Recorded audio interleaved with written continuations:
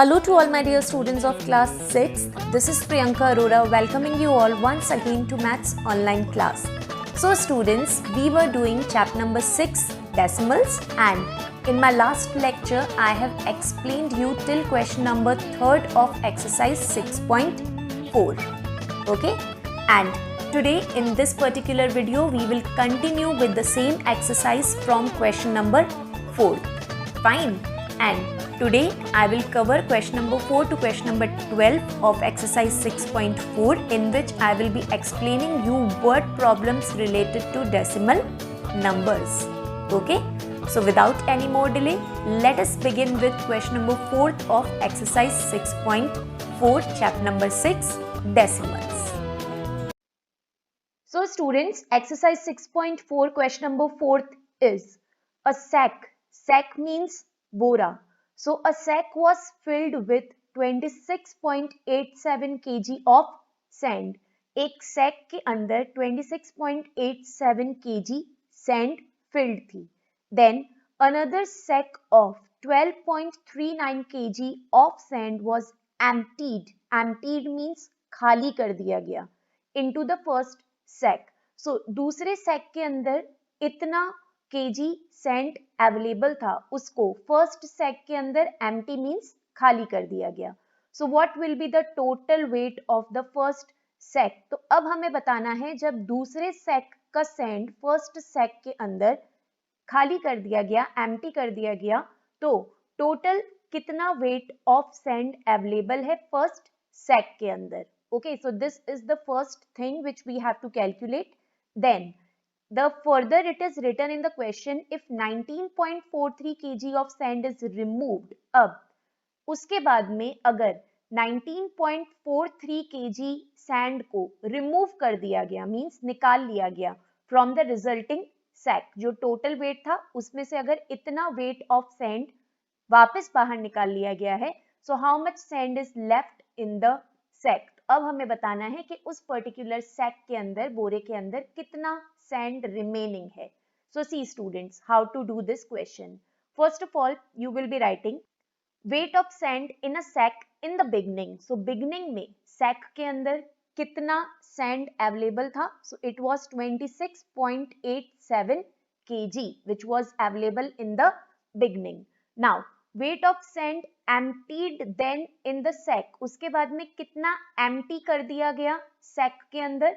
So 12.39 kg जो था वो empty कर दिया गया. So total weight in the sack now. तो अब उस sack के अंदर, बोरे के अंदर कितना sand available था, कितना weight available था. तो हम क्या करेंगे, 26.87 और 12.39 को add कर देंगे. So see, here I have done the working.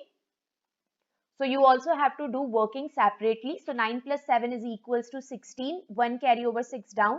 8 plus 3 is equals to 11 plus 1, 12. 1 carry over 2 down. 6 plus 2, 8 plus 1, 9. And 2 plus 1, 3. So after addition, we get the result as 39.26. So this is the total weight available in the sack now. Okay. So this was the first part of the question. Now in the second part, it is asked weight of sand removed from the sack. So उस sack में से इतना जो weight of sand था उसको remove कर दिया गया. That means 19.43 kg weight को उस sack में से, उस बोरे में से बाहर निकाल दिया गया है. तो अब हमें बताना है कि कितना weight of sand remaining है उस particular sack में. So see, 39.26 kg हुआ था. एडिशन करने के बाद में उसमें से 19.43 को रिमूव कर दिया गया है. रिमूव कर देना मींस सब्ट्रैक्शन, माइनस करके हम वैल्यू फाइंड आउट करेंगे. So see, again you have to arrange these values in the working column. So 39.26 minus 19.43, and please remember the decimal will come under decimal. So 6 minus 3 is equals to 3. 2 minus 4 is not possible, so 2 will take borrow from 9. So here it will be 12 minus 4 is equals to 8. 9 will become 8. 8 will then take borrow from 3. So 3 will become 2 and 8 will become 18. Here 12 minus 4 is 8. 18 minus 9 is 9 and 2 minus 1 is 1. So 19.83 kg. Therefore, the total weight in the sack will be दो questions पूछे गए थे इसके अंदर। एक तो पूछा गया था कि टोटल वेट कितना होगा सैक के अंदर जब बिगनिंग में, और उसके अंदर जब एम्प्टी कर दिया गया था। सो टोटल वेट होगा 39.26 kg, और कितना वेट ऑफ सैंड रिमेनिंग रह जाएगा उसमें से रिमूव करने के बाद में। सो 19.83 kg will be remaining in the sack. Okay students, so that was question number 4th.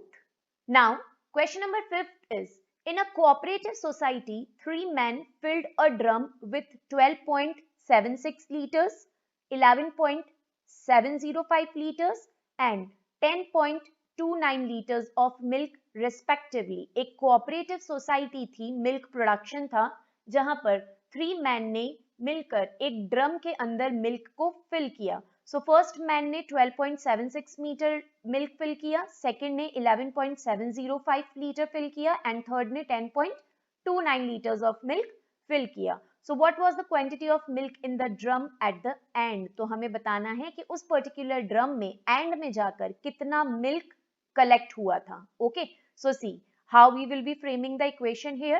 Quantity of milk filled in a drum by, see quantity of milk filled किया था फर्स्ट मैन ने कितना 12.76 litres, second man ने 11.705 litres and third man ने 10.29 litres. Okay, now total quantity of milk in the drum. अब drum में हमें बताना है कि टोटल कितना मिल्क होगा, तो टोटल निकालने के लिए हम क्या करेंगे, इन तीनों को ऐड करेंगे। सो सी 12.76 litre plus 11.705 litre plus 10.29 litre, तो तीनों वैल्यूज के बीच में हम लगा देंगे एडिशन का साइन। अब आप देख सकते हो स्टूडेंट्स के इस स्टेप के अंदर ये जो डेसिमल नंबर्स हैं लाइक डेसिमल में नहीं गिवन है। जो सेकंड डेसिमल नंबर है इसमें डेसिमल के बाद में है 3 प्लेसेस, जबकि जो फर्स्ट डेसिमल नंबर है उसमें डेसिमल के बाद में 2 प्लेसेस हैं, और लास्ट डेसिमल नंबर में भी डेसिमल के बाद में 2 प्लेसेस हैं।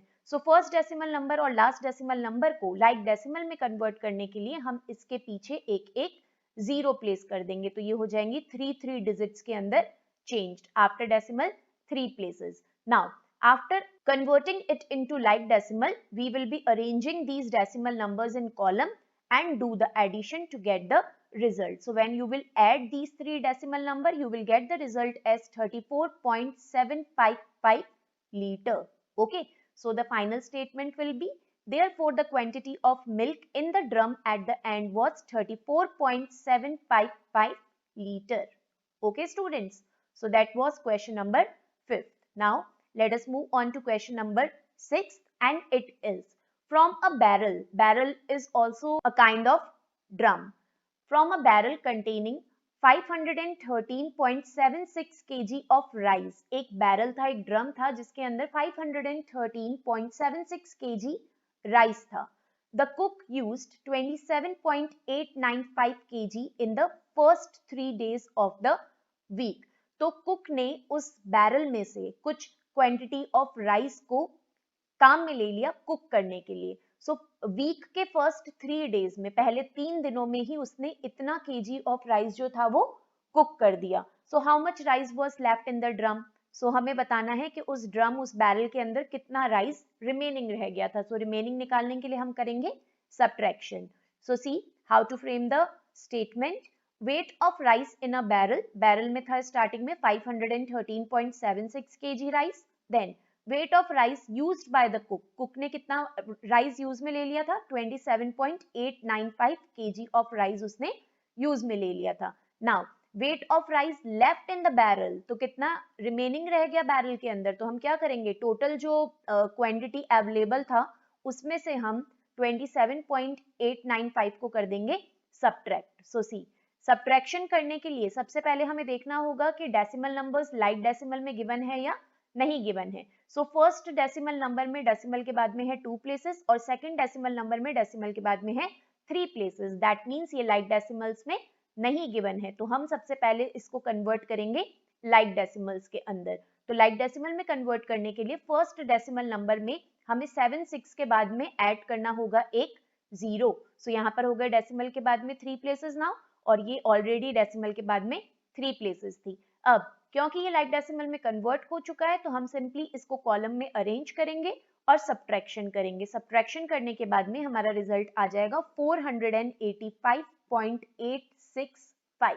ओके, डेसिमल के बाद में आप डिजिट्स को सेपरेटली रीड करेंगे, तो आप रीड करेंगे पॉइंट के बाद में 865 और यूनिट मेंशन कर देंगे, unit will be kg. Therefore 485.865 kg rice was left in the barrel.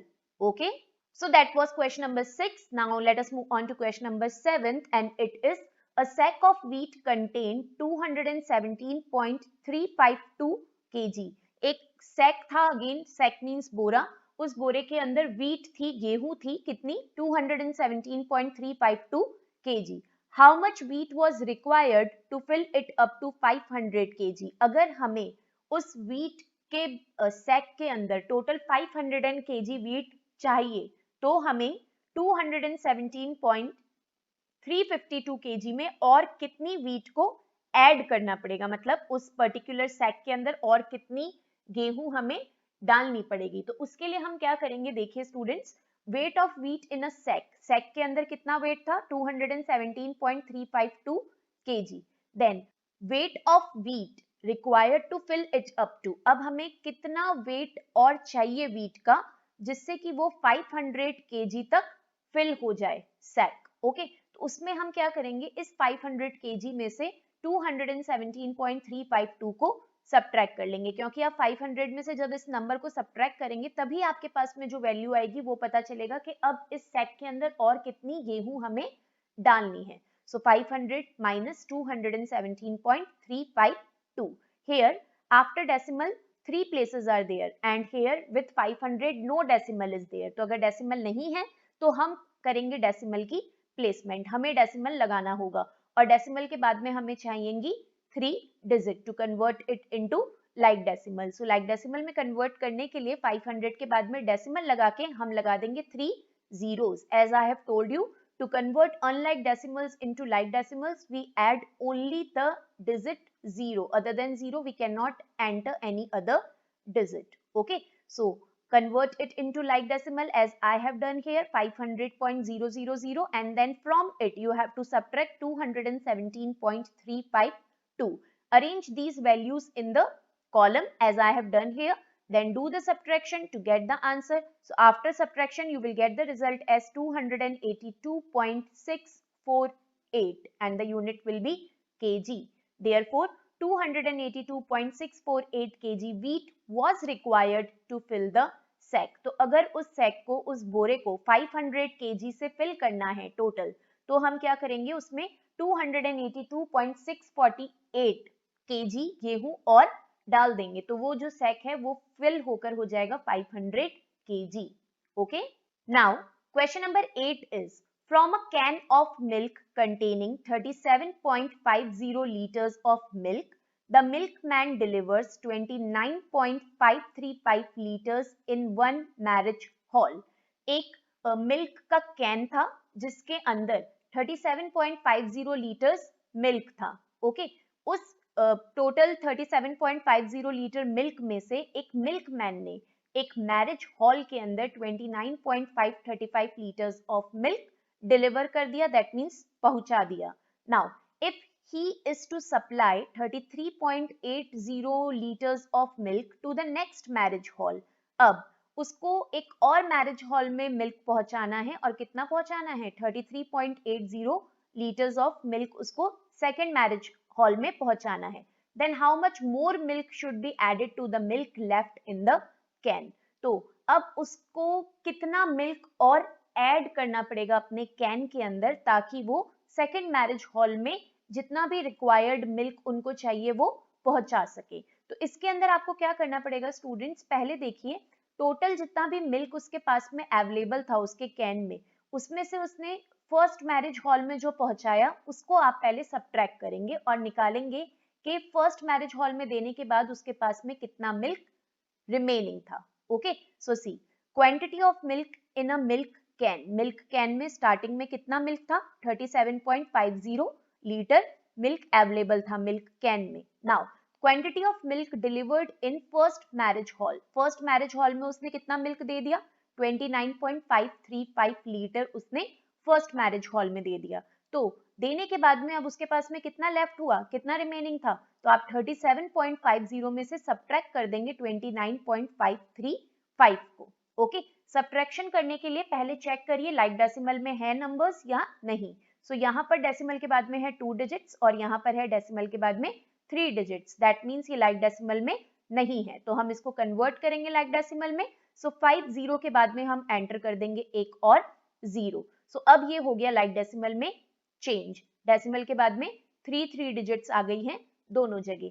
Simply अब आप इसको कॉलम में अरेंज करिए, कॉलम में अरेंज करने के बाद में आप इसको कर दीजिए सब्ट्रैक्ट।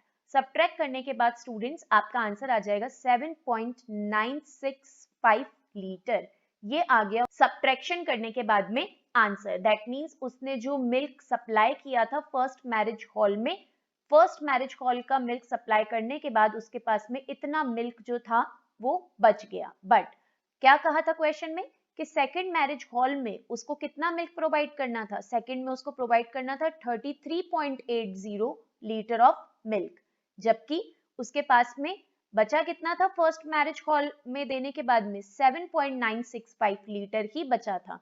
तो अब हमें बताना है कि उसको अपने मिल्क कैन में, जो उसका मिल्क का कैन है उसमें और कितना मिल्क ऐड करना पड़ेगा कि टोटल हो जाएगा 33.80 लीटर्स। ओके, सो सिंपली इसके लिए भी आप क्या करेंगे, आप इस 33.80 लीटर्स में से 7.965 लीटर को कर दीजिए सब्ट्रैक्ट। सब्ट्रैक्ट करके जो रिजल्ट आएगा वही वो क्वांटिटी ऑफ मिल्क होगा जो उसको ऐड करना पड़ेगा अपने मिल्क कैन में। Okay, see how this is the second part of the question, which is quantity of milk he needs to supply to next marriage hall। तो next marriage hall में उसको कितना मिल्क देना था, 33.80 लीटर उसको provide करना था। So quantity of milk he needs more, तो उसको अभी और कितना मिल्क चाहिए था, पहले कितना बचा था उसके पास में 7.965 litre. Okay, first marriage hall में देने के बाद में उसके पास इतना मिल्क बच गया था, जबकि अब उसको सेकंड मैरिज हॉल में इतना मिल्क प्रोवाइड करना है। तो हम क्या करेंगे, 33.80 में से सब्ट्रैक्ट कर देंगे 7.965 लीटर को। सो देखिए अगेन यहाँ डेसिमल के बाद में 2 डिजिट्स हैं और यहाँ पर 3 डिजिट्स हैं, तो हम इसको कन्वर्ट करेंगे पहले लाइक डेसिमल में।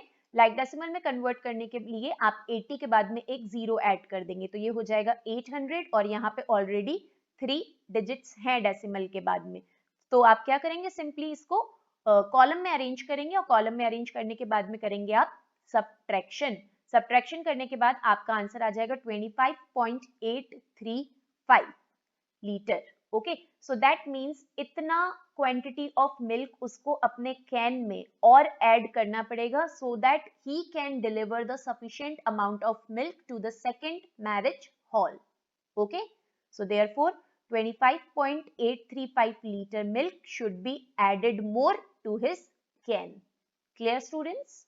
Now question number 9, it is a rocket launcher launches the payload at a speed of 65.537 kilometer in the first minute। एक रॉकेट लॉन्चर ने लॉन्च किया था पेलोड, रॉकेट लॉन्चर के अंदर जो डाला जाता है लोड वो लॉन्च किया था उन्होंने, और उसकी जो स्पीड थी वो कितनी थी, 65.537 किलोमीटर की स्पीड से पर मिनट, एक मिनट में इतना डिस्टेंस वो रॉकेट लॉन्चर कवर कर रहा था। Now the improved version launches the payload. अब उस रॉकेट लॉन्चर का एक इम्प्रूव्ड वर्जन निकाला गया, इम्प्रूव्ड मतलब पहले से अच्छा वर्जन निकाला गया, और उसमें जब पेलोड को डाला गया तो वो किस स्पीड से लॉन्च हुआ, 73.372 किलोमीटर की स्पीड से लॉन्च हुआ, और वो भी पर मिनट में, फर्स्ट मिनट के बारे में बात कर रहे हैं यहाँ पर। Okay, how slow is the first launcher in the same time. अब ये तो आपको देखने से ही पता चल गया कि जो फर्स्ट लॉन्चर था उसकी स्पीड स्लो थी, और जो सेकंड इम्प्रूव्ड वर्जन निकला था, और सेकंड वर्जन जब भी निकलता है तो वो पहले वाले से अच्छा ही होता है, तो सेकंड जो इम्प्रूव्ड वर्जन की स्पीड थी वो थी 73.372 किलोमीटर। हमें यहाँ पे पूछा जा रहा है कि जो पहला वाला लॉन्चर था वो दूसरे वाले लॉन्चर से कितना स्लो था। ओके, सो उसको निकालने के लिए हम करेंगे subtraction. So see, speed of first launcher की स्पीड थी 65.537 किलोमीटर पर मिनट, एक मिनट में। Then speed of second launcher की स्पीड थी 73.372 kilometre per minute.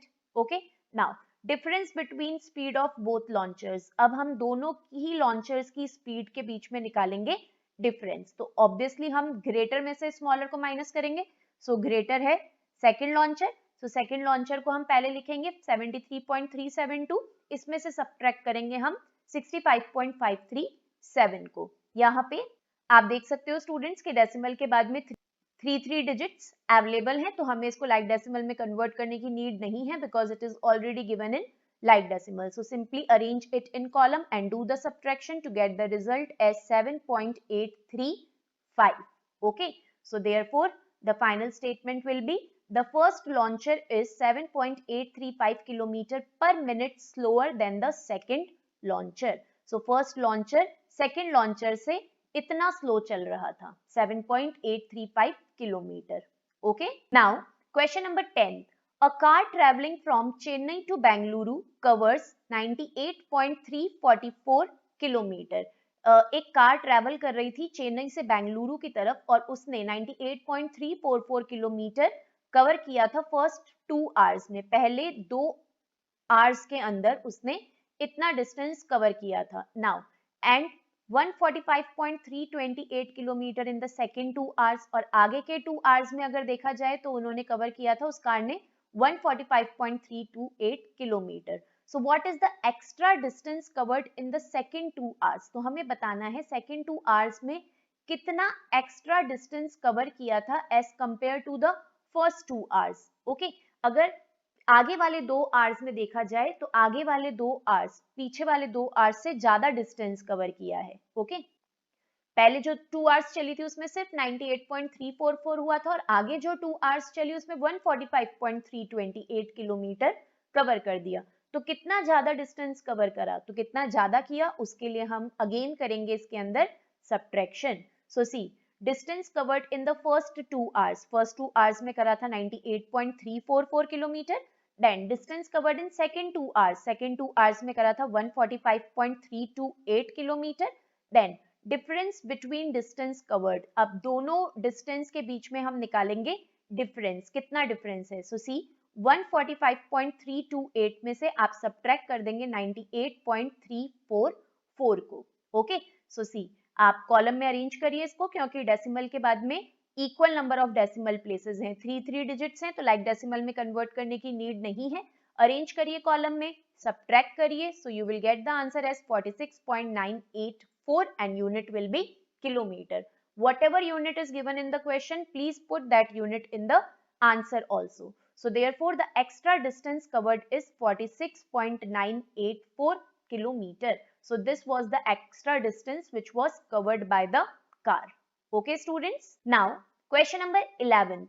A mountaineer climbs 72.32 meters from the base camp situated at an altitude. Altitude का मतलब होता है students height of 3275.33 meters.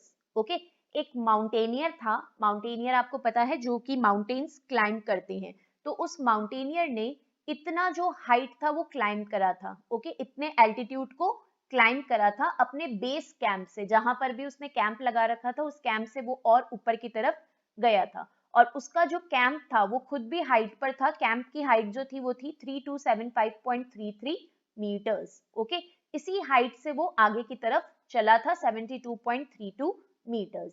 He climbs another 35.86 meters in the second stage. तो पहले stage में उसने इतना क्लाइंब करा और दूसरे स्टेज में उसने इतना क्लाइंब करा। So what altitude does he reach after this? अब हमें बताना है कि दोनों हाइट्स कवर करने के बाद में अब वो कितनी ऊंचाई पर पहुंच चुका है। पहले वो इस ऊंचाई पर था 3275.33 के ऊपर वो बेस कैंप में रह रहा था, उससे वो आगे की तरफ बढ़ा और पहले उसने इतना डिस्टेंस कवर किया और फिर इतना डिस्टेंस कवर किया। तो अब हमें बताना है कि टोटल वो किस हाइट के ऊपर पहुंच गया। So see height of a base camp, पहले हम बेस कैंप की हाइट बताएंगे कि बेस कैंप किस हाइट के ऊपर था। So it was at 3275.33 meters. Then height climbed by a mountaineer in, अब माउंटेनियर ने क्या हाइट क्लाइंब करी थी। फर्स्ट स्टेज में वो गया था 72.32 metre and then second stage में वो गया था 35.86 मीटर।